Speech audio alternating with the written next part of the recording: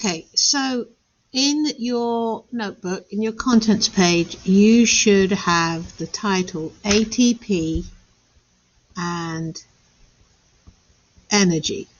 And since that's a title, I'm going to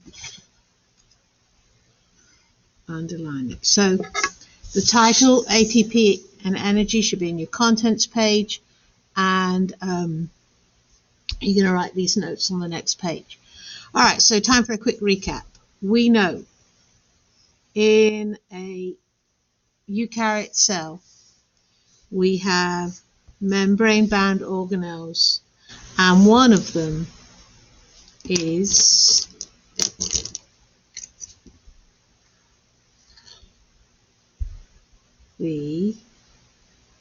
I'm sure now you've seen this one, you know exactly what that is. That is a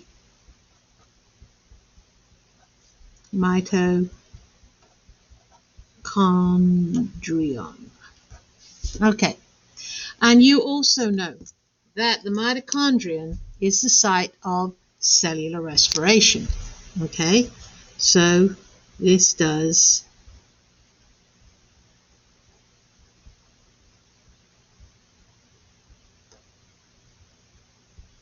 cellular respiration.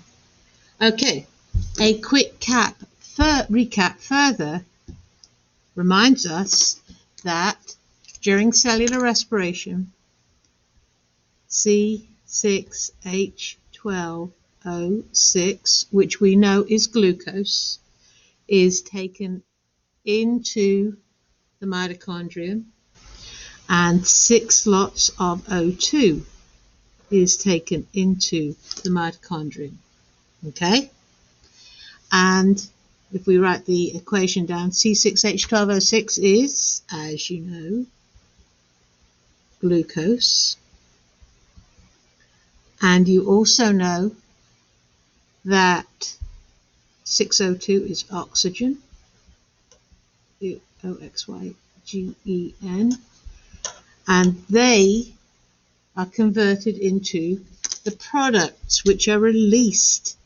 So we have 6 lots of carbon dioxide, 6CO2, and we have 6 lots of H2O. So glucose plus oxygen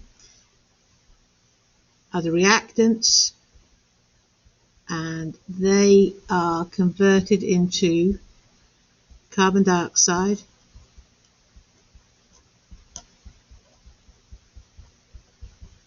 and water, and these are the products.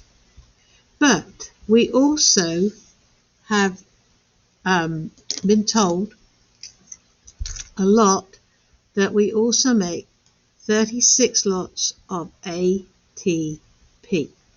Okay?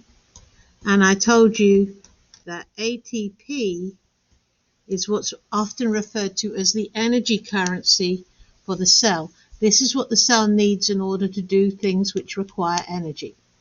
Okay, so we are, and I've told you that plenty of times, but I feel like I need to just explain to you what I really mean by that. Okay, and I need to get you to understand here, the first thing, for every 1 lot of glucose, we make 36 lots of ATP. And ATP stands for adenosine triphosphate. And when we see this prefix here, tri, we know it's got something to do with 3. Okay, triangle, 3-sided shape. Okay, so I need to give you a little bit of a kind of a rundown here of ATP. And one thing you have to understand is, why does glucose have so much energy? Because if you look at a glucose molecule, you've got 1, 2, 3, 4, 5, 6 carbons and then we've got 1, 2, 3, 4, 5, 6 oxygens, and the oxygens are joined to 1, 2, 3, 4, 5. I'm going to get this right. 6, 7, 8, 9, 10, 11, 12 hydrogens. Okay, so this is kind of what a glucose molecule looks a bit like. I know you don't need to worry about that, but you do need to know one thing. Every atom, like this carbon atom here, is joined to this oxygen atom by a bond. Okay, so all these lines represent bonds that hold atoms together. And to form a bond between two atoms, you have to put energy in. Okay? I'm going to say that again. To form a bond between two atoms, you have to put energy in. So when I break a bond between two atoms, I am releasing that energy that was stored. When we talk about chemical energy and we talk about stored energy, we're really talking about energy stored in the bonds between atoms. Okay, now we've got that bit. Let's talk about ATP. Because ATP, adenosine triphosphate, all right, I'm going to draw it very simply, right? We have the A bit, right? And it is joined by bonds to 1, 2, 3 phosphates. So this is the A, this is a P, this is a P, and this is a P. All right, and there's 1, 2, 3, so it's A tri-P, adenosine triphosphate. And you see these bonds here, okay? And we know that bonds store energy. So what happens when the cell does something? It needs, we say, it needs ATP, right? This is what it needs. Well, this is what happens. The ATP, right, needs to release some energy. So what happens is the bond between this bond right here, the bond between the second and the third phosphate breaks, right? So this bond here breaks, and this little phosphate over here gets kind of chopped off the chain, right? So this phosphate here gets released, and when you break the bond, you release E for energy, okay?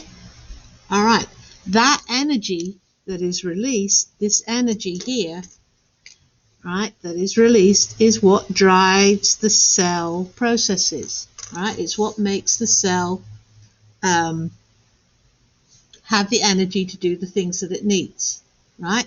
So this energy here is used by the cell, okay? Make sense? Now, what does cellular respiration do? Cellular respiration, right? We use the energy, we break up the glucose bonds here, and we release the energy from the glucose bonds, which is then used to take these little phosphate molecules and put them back on to recreate cell respiration. So basically, right, cell respiration, right, glucose has enough energy stored in its bonds to take 36 of these and put 36 P's back in. By the way, little point, when you break off the last one, so now it can't be called ATP anymore, it can't be called adenosine triphosphate anymore, it is now called adenosine diphosphate. Di means adenosine diphosphate, because di as you know, means 2. Okay? Alright, so quick recap. ATP, adenosine triphosphate, energy stored in the bond gets broken, the energy is released, the cell uses that energy to do what the cell needs to do. Cell respiration comes along and collects 36 ADPs and 36 single phosphates and puts them back together again. So this bond there, that energy that's stored in that bond, originally came from all the bonds that was in the glucose molecule. And these are the notes that need to go in your notebook.